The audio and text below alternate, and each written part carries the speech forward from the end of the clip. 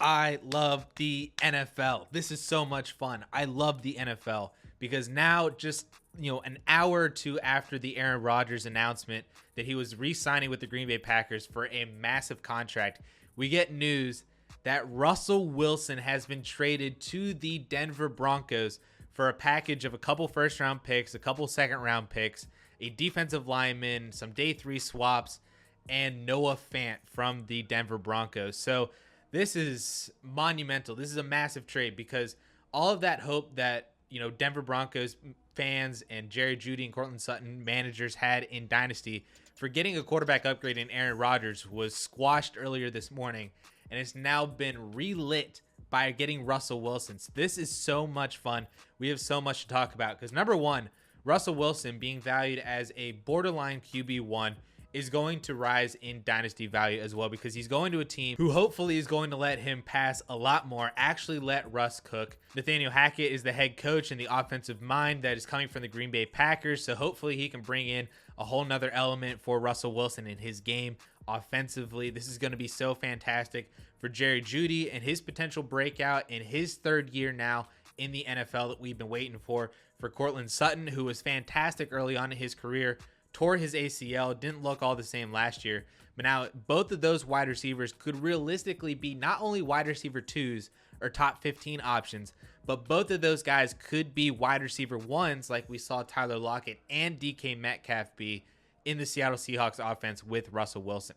Not even to mention the fact that they have Javonte Williams. That now with Russell Wilson's cap space coming over to the Broncos, they now have less cap to work with, which means that they might not be able to actually sign Melvin Gordon. I know it's been talked about that they would like to bring him back, but it's not a priority. So now if they don't have cap space, they can't bring back Melvin Gordon. So this could realistically be the Javonte Williams show like we've all wanted to and we are waiting for to see from 2021. That might actually now be happening, so it might be realistic that Javonte Williams is a top 5 fantasy running back in 2022.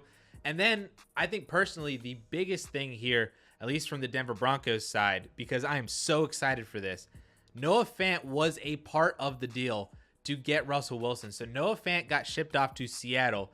So it is now Albert O time in Denver. This is a major boost of confidence and vote of confidence for Albert O and his ability to take another step forward in this Denver Broncos offense after they drafted him on day 2 just a year or two ago. He is an absolute beast of a man. He's a machine, an athlete, every bit just as talented, I believe, as Noah Fant. So now he is the guy. This is kind of like Dallas Goedert whenever Zach Ertz left from Philadelphia. You know how hyped up we were for Dallas Goedert finally being the one and only tight end in that offense. Well, this is now what is going to happen with Albert O being the one and only tight end in Denver with Russell Wilson throwing him the ball. Looking at DLF ADP for tight ends, I honestly don't think it's out of the question that Albert O just immediately bumped straight up to being a dynasty tight end 1, which was right where Noah Fant was as the dynasty tight end 10.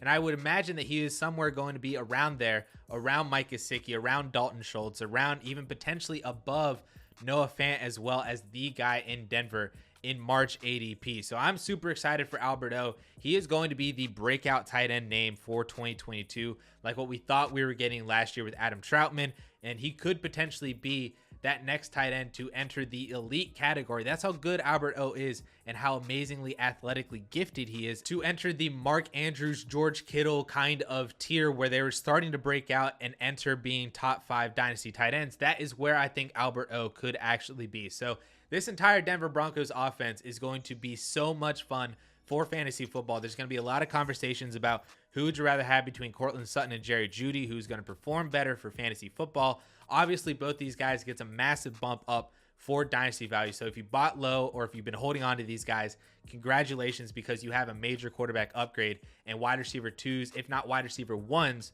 for fantasy football production. Albert O, if he is on your waiver wire, double check to make sure he's not on your waiver wire. And then we get to the Seattle Seahawks side of it. They're losing Russell Wilson, so that offense obviously is taking a massive hit. Not even to mention that they got Drew Lock as part of the trade, so maybe Drew Lock is a starter. I'm not a big believer in Drew Lock.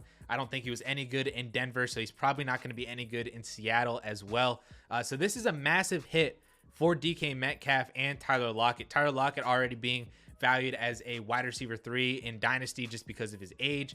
DK Metcalf, however, is the wide receiver 6 overall in Dynasty. And honestly, I think it is a legitimate question to ask if he even deserves to be a Dynasty wide receiver 1 after this move, being with Drew Lock or potentially getting a rookie in 2022 if the Seattle Seahawks got the Denver Broncos 9th pick overall in 2022. So I think this is a massive hit for DK Metcalf, and people honestly don't want to question or assume that he is not a Dynasty wide receiver 1, which I think is a little ridiculous just given the fact that he didn't look good at all last year, or at least the Seahawks offense didn't look good, which made its way down to DK Metcalf.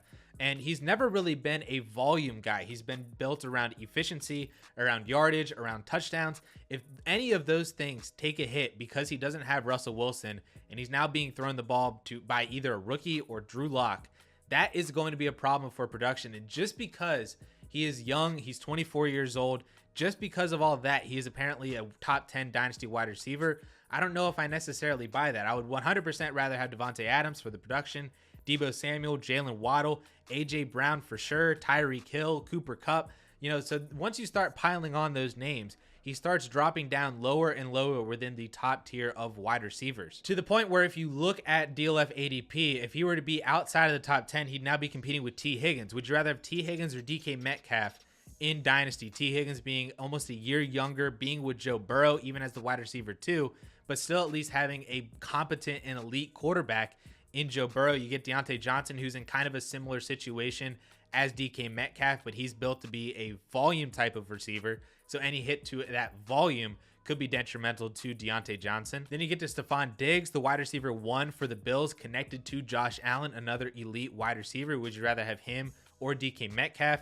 You get to DJ Moore, who's kind of in a similar situation as Metcalf, doesn't have a quarterback really and is hoping for that upgrade now. And they're both basically the same age, so DK Metcalf or DJ Moore. Then you get to Chris Godwin, who's getting franchise tagged by the Tampa Bay Buccaneers.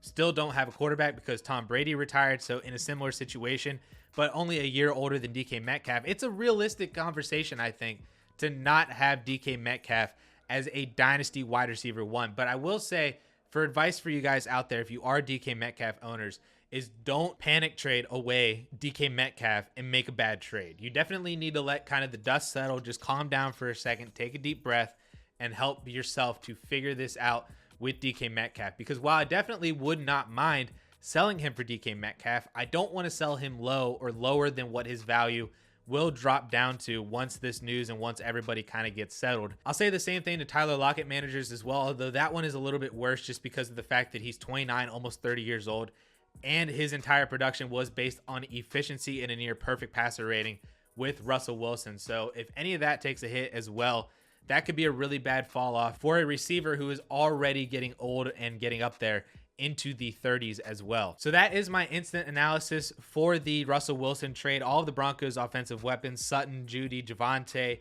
Albert O, even Russell Wilson himself, all get a bump up because of this.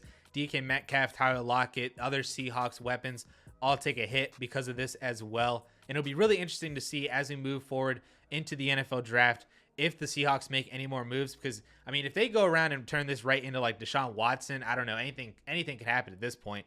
It's really, really crazy in this NFL world today. But if they turn around and turn this into Deshaun Watson, then we have a whole different conversation.